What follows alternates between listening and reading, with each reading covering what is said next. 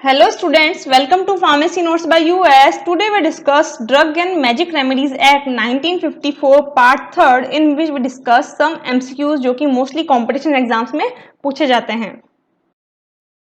So here is the questions. The first question is Magic Remedies includes, यानी कि अगर अपन इस पर्टिकुलर चैप्टर की बात करें drug and magic remedies act, तो उसके अंदर जो मैजिक रेमेडीज हैं उन्होंने किस किस को बताई हैं. ऑप्शंस हैं तालिस्मान यानी कि ताबीज, मंत्र यानी कि जो पर्टिकुलर कुछ मंत्रास दे देते हैं प्रेयर्स के रूप में, एंड कवचस. डी है ऑल. तो ऑब्वियस है जो मैजिक रेमेडीज है उसके अंदर तालिस्मान यानी कि ताबीज, मंत्र एंड कवच सारे के सारे इंक्लूड थे. तो आंसर होगा इसका D, all of the above. Second is the magic remedies act was passed in which year, यानी कि जो मैजिक रेमेडी एक्ट है वो किस साल है जो कि पास हुआ था. एक तो है पास हुआ था यानी कि अप्लाई किया गया था, दूसरा था कि फोर्स है या फिर रूल्स में आ गया था. तो दो थे यहाँ पर आंसर. एक 54 में ये पास हुआ था एंड 55 के अंदर ये जो कि है रूल्स हैं जो कि अप्लाई हो चुके थे. ऑप्शंस की अगर बात करें 1954, 1950, 1920, 1960, तो ऑब्वियस इज द आंसर 1954 जिस साल ये एक्ट पास किया गया था. The answer all talisman, mantra and kavachas are magic remedies, and 1954 the year in which Magic Remedies Act was passed. Next question is cure for cancer in an example of the following advertisements, यानी कि cancer की अगर अपन बात करें तो किस तरीके के एडवर्टाइजमेंट में इंक्लूडेड हैं. तो मैंने आपको प्रीवियस वीडियोस में पढ़ाया था कि काफी सारी जो डिजीजेस हैं which can not be claim to be cure, यानी कि उनका क्लेम नहीं किया जा सकता क्योर करने के लिए, तो they are prohibited in the schedule J. And schedule J यानी कि एक तरीके से जो ये drug and magic remedies act है उसके अंदर.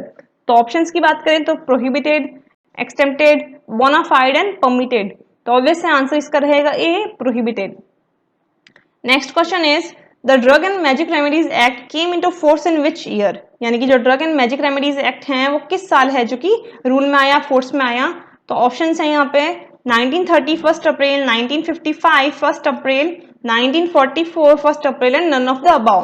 तो ऑब्वियस है जो कि मैजिक रेमेडीज एक्ट है वो आया था 1 अप्रैल 1955 में, रूल्स भी आए थे और वो सब जगह फोर्सफुली लागू हो चुका था. तो आंसर रहेगा इसका सी, 1 April 1955. Here is the answer. Cure for the cancer is prohibited as an advertisement, and 1st April 1955 the Drug and Magic Remedies Act came into the force. Next question is advertisement of drug claiming to cure a disease mentioned in Schedule J is, यानी कि किस तरीके की जो advertisements हैं जो schedule जे बताती है कि इस तरीके के आप ड्रग के एडवर्टाइजमेंट कर सकते हैं या नहीं. ऑप्शंस की अगर बात करें परमिटेड यानी कि शेड्यूल जी वो बताता है कि किस किस तरीके की ड्रग्स के आप जो एडवर्टाइजमेंट है कर सकते हैं. बी प्रोहिबिटेड यानी कि शेड्यूल जी ये बताता है कि इस तरीके की ड्रग्स के एडवर्टाइजमेंट आप नहीं कर सकते, they are prohibited, they are banned. C permission required यानी कि किस किस तरीके की मेडिसिन का एडवर्टाइजमेंट करने के लिए आपको परमिशन चाहिए, and D none of the above.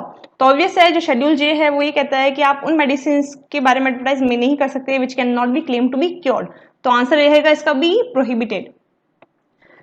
6th number question is advertisement for prescription drug are meant for schedule H and G, यानी कि काफी सारी मेडिसिन है जिसका एडवर्टाइजमेंट किया जाता है बट वो सिर्फ और सिर्फ रजिस्टर्ड मेडिसिन प्रैक्टिशनर को किया जाता है. वो कौन सी मेडिसिन हैं जो किसके अंदर आती हैं. तो ऑब्वियस है जो शेड्यूल एच और शेड्यूल जी है, यानी कि जो रजिस्टर्ड मेडिकल प्रैक्टिशनर को जो प्रिस्क्रिप्शन दिए जाते हैं या प्रिस्क्रिप्शनल ड्रग हैं वो शेड्यूल एच में आती हैं और जी में आती है जो कि केवल रजिस्टर्ड मेडिकल प्रैक्टिशनर के थ्रू आप ले सकते हो. तो ऑब्वियस इसका आंसर होगा B, RMP. Answer advertisement in Schedule J are prohibited and RMP यानी कि रजिस्टर्ड मेडिकल प्रैक्टिशनर्स को अपन एडवर्टाइजमेंट कर सकते हैं कुछ मेडिसिन के जो कि शेड्यूल एच और जी में आती हैं. Question number 7 is penalty for use of government analyzed report for advertisement is, यानी कि गवर्नमेंट एनालाइज कोई रिपोर्ट है किसी मेडिसिन की या किसी भी सिस्टम की, अगर उसका एडवर्टाइजमेंट किया जाता है तो उसकी पेनल्टी कितनी है. ऑप्शंस की बात करें 500, 1000, 5000 एंड नन. तो इसका आंसर रहता है 5000. 5000 इज अ पेनल्टी अगर अपन एडवर्टाइजमेंट करते हैं किसी भी गवर्नमेंट एनालाइज रिपोर्ट का.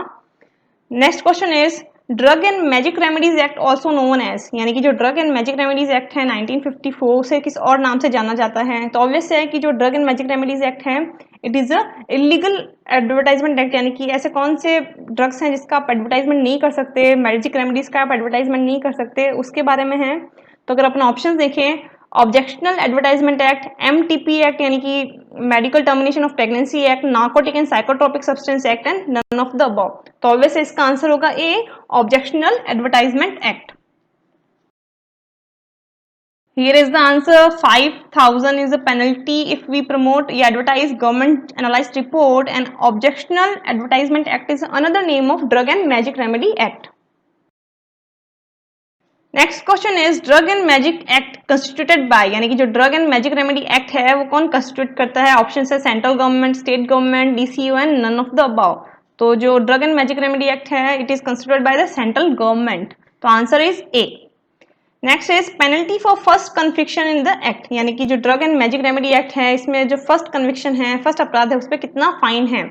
ऑप्शंस हैं इम्प्रिजमेंट अप टू 6 मंथ और fine, imprisonment up to 1 year, imprisonment up to 5 year and none of the above. तो ऑब्वियस है अपन ने प्रीवियस वीडियो में देखा था कि फर्स्ट कन्विक्शन पे 6 महीने की सजा या फाइन या फिर दोनों थे, तो ऑप्शन इसका होगा ए।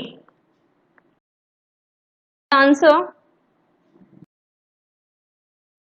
Next question is disease which can not be claim to be cure, यानी कि इनमें से कौन से डिजीज हैं जो कि can not be claim to be cure, यानी कि उन्हें क्योर करने का दावा नहीं किया जा सकता, उन्हें ठीक करने का दावा नहीं किया जा सकता under the schedule J. Option है ब्लाइंडनेस, अंधापन, ओबेसिटी, मोटापा, cancer and D all of the above. तो ऑब्वियस है ये सारी की सारी ही डिजीज हैं जो मेंशन थी उस एक्ट के अंदर, तो आंसर रहेगा इसका D, all of the above. Next question is list of disease और डिसऑर्डर विच ड्रग में not claim to be prevent और cure comes under which schedule, यानी कि जो डिजीजेस की लिस्ट है या फिर डिसऑर्डर की लिस्ट है जिनको क्योर करने का क्लेम नहीं किया जा सकता वो किस शेड्यूल में आती हैं? तो अगर अपन शेड्यूल्स की 1 बाय 1 बात करें तो शेड्यूल जे के अंदर था कि डिजीज और एलिमेंट विच अ ड्रग में not purport to be prevent और क्योर। शेड्यूल अगर अपन ओ की बात करें तो इसके अंदर जो स्टैंडर्ड्स फॉर डिसइंफेक्टेंट हैं वो आते हैं। शेड्यूल एस की बात करें अपन तो इसके अंदर जो कॉस्मेटिक्स हैं वो आ रहे थे, यानी कि standards of cosmetics. And schedule Y की अगर अपन बात करें तो जो क्लिनिकल ट्रायल है उनके बारे में ये है। तो ऑब्वियस है इसका आंसर होगा ए, schedule J. Cancer, blindness, obesity and cancer all are the diseases which cannot be claimed to be cured, and schedule J is for drug may not claim to prevent or cure. Question is list of drug under medical supervision come under, यानी कि इनमें से कौन सा schedule के अंदर है जो कि ड्रग्स अंडर मेडिकल सुपरविजन दी जाती है? ऑप्शन है schedule J, schedule G, schedule H and none. Schedule G की बात करें तो yes it is the schedule in which drugs under medical supervision comes. Schedule J की बात करें तो अगेन ये मैजिक रेमेडीज वाला शेड्यूल है। Schedule H for prescriptional drug and none of the above. तो ऑब्वियस है इसका आंसर होगा schedule ji. Question number 14 is list of prescriptional drugs comes under which schedule, यानी कि लिस्ट ऑफ प्रिस्क्रिप्शनल ड्रग यानी कि इनकी आप प्रिस्क्रिप्शन दे सकते हैं वो किसके अंदर आती हैं? ऑप्शन है schedule M, schedule H, schedule Y and schedule J. Schedule M की अगर बात करें तो schedule M is for good manufacturing practices होता है। एच की बात करें तो it is for prescriptional drug, Y for clinical trials and J for magic remedies medicine या the drugs which can not be claim to be cured. तो obviously इसका answer होगा B, schedule H. Here are the answers. Next question is penalty on second conviction in drug and magic remedy act, यानी कि अगर आप second time conviction करते हैं, अपराध करते हैं ड्रग मैजिक रेमेडी एक्ट के अकॉर्डिंग कितना फाइन देना पड़ेगा? ऑप्शंस हैं fine 10,000, B is imprisonment up to 1 year of fine, C is imprisonment up to 6 month and fine and D is none of the above.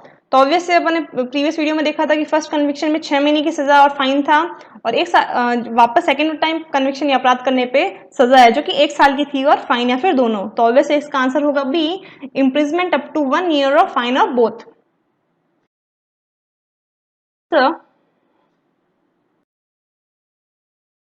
I hope you understand and enjoy the video. Please like, share and subscribe. Thank you.